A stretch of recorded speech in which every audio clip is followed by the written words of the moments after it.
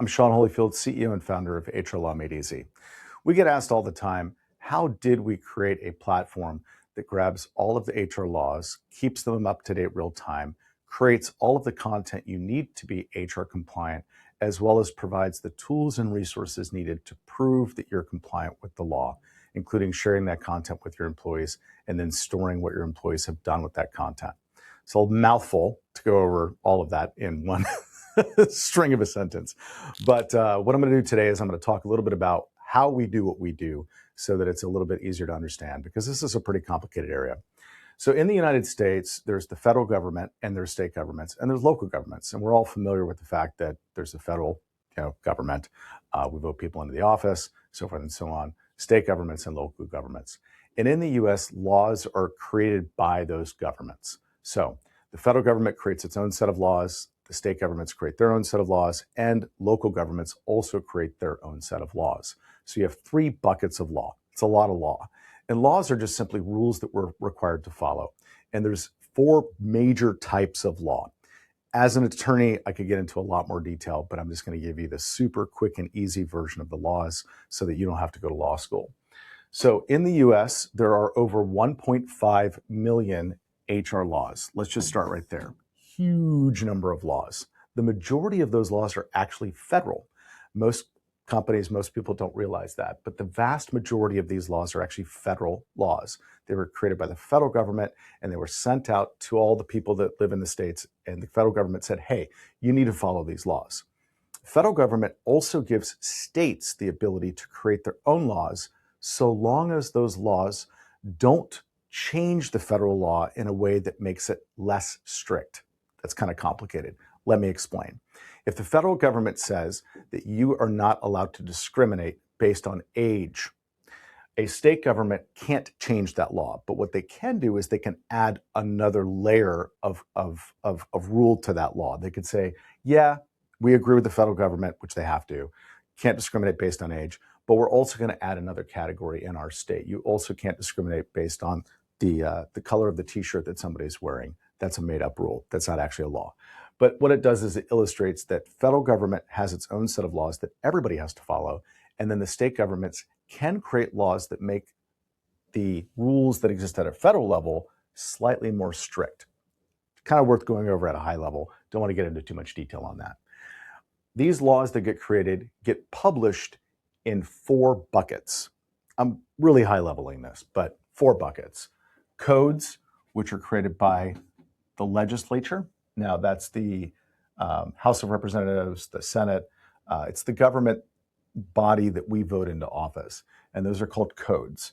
And there are a limited number of codes by state and at a federal level, but the codes are the highest level of law that applies to HR law.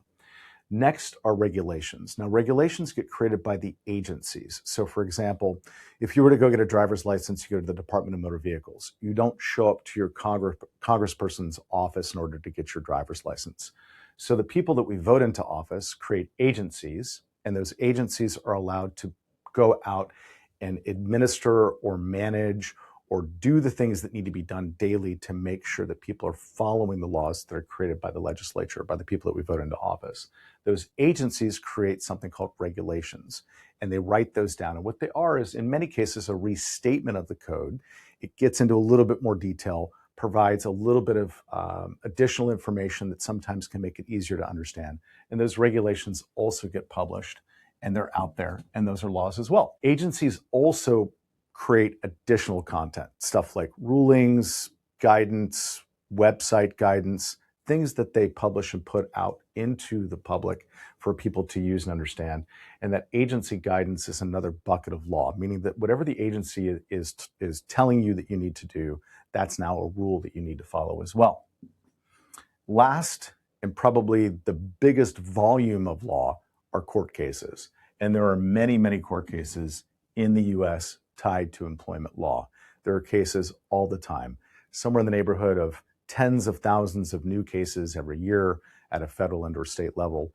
And there's a lot more than that, but the ones that actually get published and get put in books and that you need to read and follow, those court cases are actually very important, because what they do is they let the public know how courts are applying these laws that have been issued by the legislature, by the agencies, and what's likely to happen to you as a company if you end up in court. So all of this information gets published by the government, whether it's the people that we vote into office or whether it's the people that they tell, hey, we want you to go run this thing, like the Department of Labor or the Department of Motor Vehicles.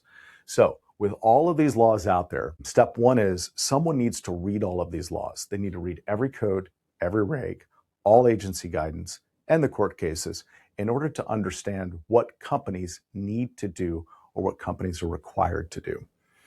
Now, I like to call this things and stuff because the required things and stuff is a list of the things that you are required to do as a business, depending on the facts and or circumstances of your business. So let's say, for example, that you're a company that's operating in Texas, Florida, and California, right? You're going to have a list of required things that you need to do at a federal level. In other words, what the federal government is telling you that you need to do based on laws. You're also going to have 3 additional buckets of things that you need to do. You've got a Florida list based on the Florida government laws. You've got a Texas list based on the Texas government laws. And you have a California list based on the California laws. In addition to that, depending on where you're located in those states, there may be local laws that apply. Laws, for example, in West Hollywood, laws in certain counties in Florida. These local laws that may or may not apply to you, depending on where you're located, also will come in. And there's additional laws that we need to kind of put on the table and look at. Now, once we understand where a company is operating, once we understand all the details of your company, your industry, how many employees you have, where they're located, and additional information in our platform, we're able to grab all of the laws that apply to your organization, and we're able to create a list of required things and stuff. It's not called that in the platform. That's just what I like to call it. But it's the required things that we need to do as a business in order to follow the HR laws. And you could also call this content. So all of this stuff is content. It's information that we've got to either assemble, create, or provide to our employees. And it's content. It's things and stuff. And let me give you examples. It's stuff like policies, which are rules that we have to share with our employees. The federal government requires that we share certain policies or rules with employees and that they acknowledge that they read and understood that information. Additionally, we've got procedures. These are specific things that we need to do in a specific order based on the law. Could be what we do specifically when somebody asks for leave or time off. It could be what we do in the event of an emergency. It could be health and safety procedures. In any event, there's procedures. There's also agreements, whether those are employment agreements, non-disclosure agreements. Many of these agreements are not necessarily required. Some of them are, but having those agreements when you need them is really important. There are also documents like specifically things like how you respond to somebody that's requesting leave, what you need to document or put in place in order to memorialize an agreement with you and an employee, say somebody's taking time off, or other types of documents. It could also be forms that employees need to fill out in order to make sure that you're compliant with the HR laws. Notices and posters, a lot of us are familiar with these because we've seen these in break rooms or in our offices. It's this large poster, often that's laminated, that has really fine print, and it's got a bunch of information on it. We've captured those posters and notices digitally, and we share those digitally so people can actually see them and understand them. And then lastly, training, which is specific training that's required depending on the state that you're operating in. And those trainings will often cover things like preventing discrimination, preventing harassment, preventing sexual harassment, preventing retaliation, and other additional trainings that may be required at a state and local level. So this content, this required stuff, is really, really large in terms of volume. In many states, a single company is, when you look at all of the required content, that list can be over 100 unique things that your company needs to have in place for a single state based on the federal, state, and local laws. Sometimes that list goes up to over 200 things per state. When you start combining multiple states, now what you're dealing with is a giant volume of content. You're dealing with huge amounts of policies, large amounts of procedures, agreements, documents, notices and posters, and training. In fact, in the US, there are over 3,300 notices and posters that exist in the US. Now, you don't need all of them, but you do need them available behind the scenes, depending on where you're operating, in order to make sure that you get the right ones to your people. So most companies that have focused on HR law, or most attorneys or other groups that have looked at HR law compliance, what they've done is they've gone out and they've created content. And in many cases, they never had access to all the laws. They may have gone out and read something that was published by an agency. They may have gone out and read a law that was created by the legislature, by the people we vote into office. They may have gone out and read some sort of court case and said, hey, it might be a great idea to create this document or this procedure in order to avoid getting sued based on this court case, right? And they've done these kind of things kind of on a one-off basis. But prior to HR Law Made Easy, nobody in the US had said, hey, enough's enough. Let's go grab all of this content. Let's make sure that we have a software system that can grab all the content and keep it up to date on a 24-hour basis, which is really important, because if we're not current on this content, it's going to be impossible to make sure that we're compliant with the rules. So we had to create a software which we developed in order to go grab all this law and then maintain it on a 24-hour basis, so that every day we know that the content, the laws that we're starting with in order to create this content are up to date. With those laws now up to date and fully visible and fully in view of our legal research team, we can then actually create the required content that you as a business need in order to be compliant with the law. And it's really this two-step process that gets us started. It's going to get all the laws, read them, make sure that you understand them, and then create all of this content. So inside of our platform, we've got every policy that you would need to be compliant: procedures, agreements, documents, notices and posters, training, and more. And all of that content is there on the shelf for you to view and access and use. But when you come into the platform, you fill out something called a workplace profile. What's magical about this is that profile asks a series of very simple questions that we created after we read all these laws.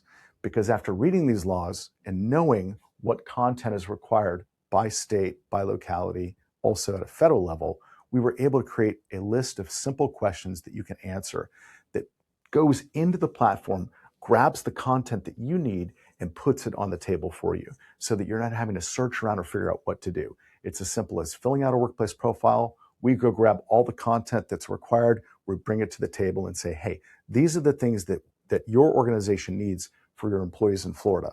These are the things that your organization needs for your employees in Texas. And these are the things that your organization needs for your employees in California.